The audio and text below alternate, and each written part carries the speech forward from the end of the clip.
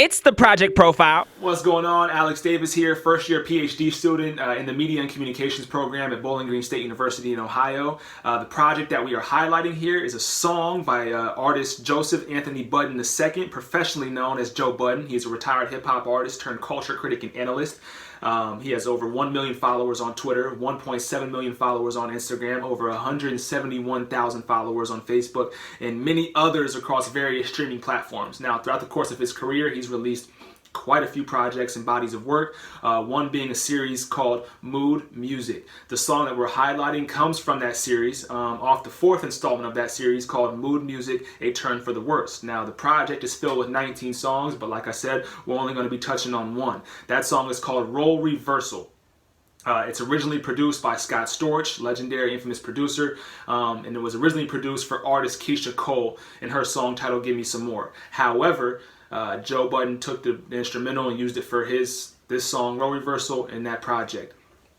Now, the song, in short, is a letter from Joe Budden as a bonus parent to the biological parent of Joe Budden's bonus son.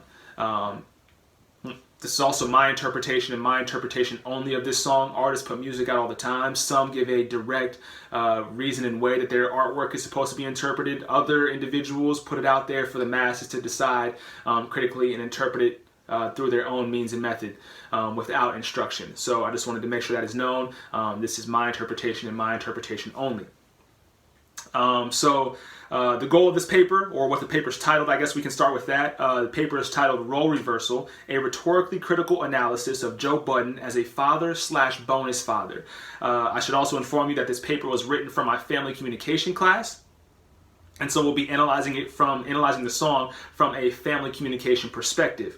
So the overall goal of this paper is to examine the dual identity of being both a parent and bonus parent while balancing relationships with both biological and non-biological children, as well as the biological parents of your non-biological children. I know it's a lot, but when you see it, you read it, you write it, it all makes sense, I promise. We refrain from associating any member of the family with the word step, as it brings about a negative connotation. So throughout the text, the word step will be replaced with bonus. To perform this analysis of Joe Budden's dual identity, we will explore the individual level. And in doing so, we will utilize an emerging approach within the field of family communication, narrative performance theory. This is a unique perspective to the ideal of narrative at the individual level dialogue. Furthermore, being in such a stage of birth and growth represents a prime opportunity for use. This is courtesy of Kellis and Horseman. Narrative performance theory investigates family storytelling through lenses of socio-historical time and culture, along with interpretive and critical orientations and methods by analyzing the content, process, interpretation, and performance of how family storytelling does family. So in the paper, I have the complete full lyrics of the song. I'm not going to read you any of the song lyrics, that would just take too much time. What I am going to do is give you a breakdown of what my interpretation of the song from start to finish. You'll notice that at the beginning, we analyze the song in chunks, and so you're only going to get a portion of what the song is about, and it may twist and turn as we get 3/4 through, and as we finally get to the end of the song, it'll all come back together and make sense. So what we learn from the jump, Joe is caring for a child who is not biologically his. Joe has a biological son, Trey, of his own, who he does not see or take care of. Joe does not live with Trey. Trey lives with his mother, who is at odds with Joe and keeps Trey from having a relationship with Joe. Another thing that we should touch on before we go further is that based on Joe's highly publicized life and publicized relationships, we know that he has a son named Trey. We also know that this song is in reference to a relationship that he had back in 2010, prior to 2010, with a model, now business owner, Esther Baxter. So the primary characters referred to in this song are Joe, Esther, Trey, as well as Esther's biological son and the biological father of Esther's son, who is Joe's bonus son. To proceed, Joe is not only understanding of, but can also relate to the biological father whom he is speaking to in this part of the record. We learn that the child Joe helps take care of is indeed a boy per our assumption earlier. How can Joe love what is not biologically his as if it were biologically his? You'll see that Joe asks himself several different questions throughout this song. Joe is loving what is not biologically his as if it were biologically his. However, is Joe providing this love for the right or wrong reasons? As we continue, Joe and the mother of Joe's biological son do not communicate. They don't talk. Joe's biological son, Trey, and son's mother are not very well off. Joe overcompensates for not being in his biological son's life, treating his non-biological son to a variety of luxuries. Joe is comparing and contrasting the lives of his biological son and non-biological child. We learn that the biological father of the child Joe is caring for removed himself from the child's life. We also learn that Joe considers himself a stepdad to the child he cares for. And we say step at the beginning. In the paper, we haven't addressed the bonus yet, but we'll rephrase that. We learn that Joe considers himself a bonus dad to the child he cares for. Prior to this, he made no mention of being married to his significant other and never imposed a title upon the situation. Joe and his bonus son, there you go, Joe and his bonus son's biological father do not get along.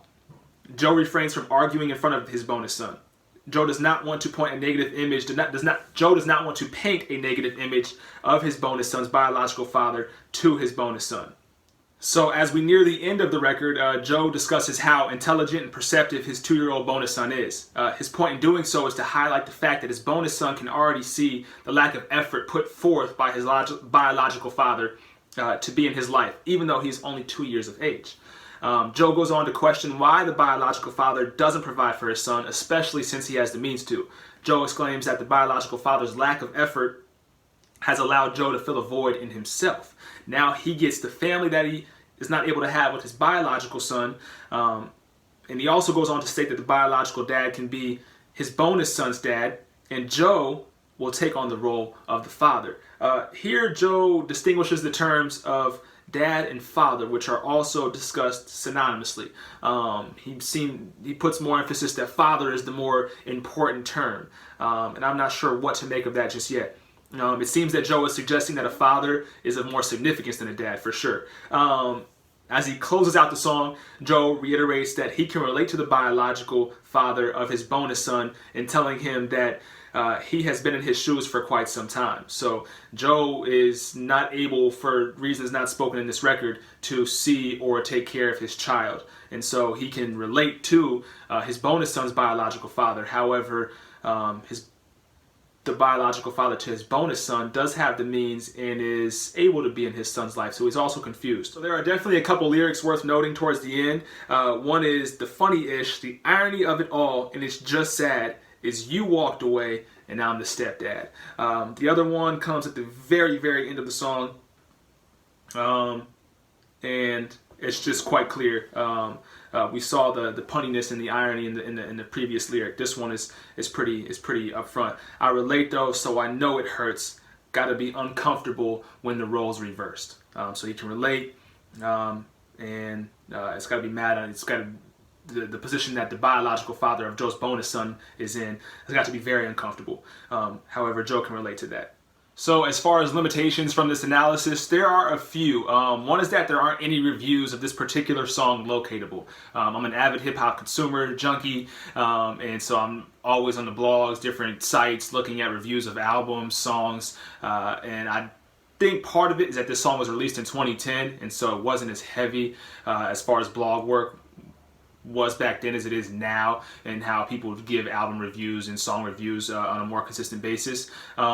Another is that narrative performance theory is still relatively new in its conception. However, the biggest limitation we encounter in this examination of Joe Budden's narrative performance is the inability to interview Joe and the family members Joe is discussing in the record, i.e. the mother of his biological son Trey, his bonus son, and the significant other, Esther, who is the mother to his bonus son, as well as the biological father to his bonus son. I've reached out to Joe Budden through email, and Twitter, and have not received a response. I understand he's probably a very busy individual, but I did do my due diligence in that regard.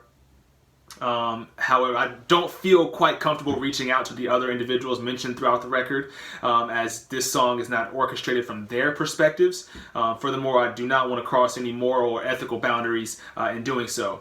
As this is a solo narrative performance, the ability to question Joe in itself would be sufficient enough. Nonetheless, without any answers to our questions, which we would ask Joe, we are unable to properly fill in the gaps. With that said, we provide a list of questions that would be great to have answered from Joe to even further analyze this song and add more to this project and paper. So the questions, I'll just read them off to you real quick. What prompted the separation from Joe and the mother of his biological son, Trey? Why is Joe not able to see or communicate with his biological son? Why did the biological father of Joe's bonus son walk away? Did each member of the family Joe is discussing provide him consent to be talked about in the song? Does consent not matter since he never mentions anyone directly by name? How long had Joe and Esther been together at the time this song was created? What made Esther and her son's father get separated? Do Joe and Esther still communicate? Do Joe and his bonus son still communicate? Does Joe have a better relationship with his biological son and mother of his biological son now? What is the state of the relationships between Esther, her son, and son's biological father?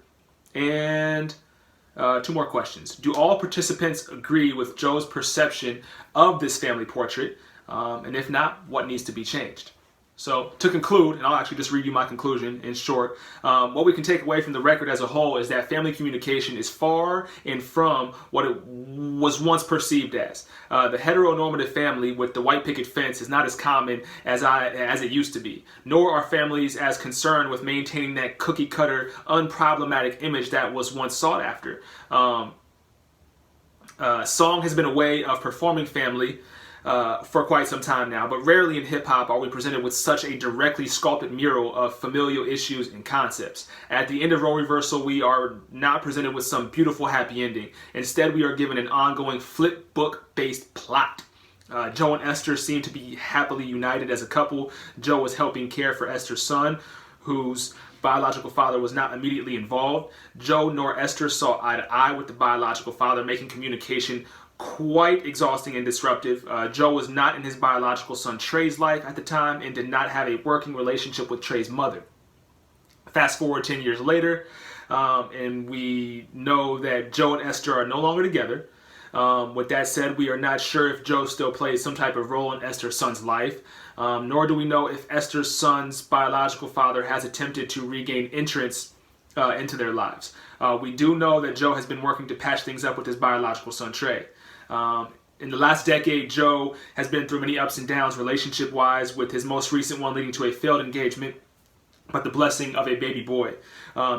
So I leave you with this. Maybe everyone isn't supposed to settle down or create the family home life that we are shown and taught as children through media and entertainment. Nonetheless, just because the normal pieces of a family are not all under the same roof does not mean they are not an ideal great family. What does the future hold for Joe and his family? I guess we'll have to continue watching and listening to find out. Thank you for listening and watching. It's the Project Profile.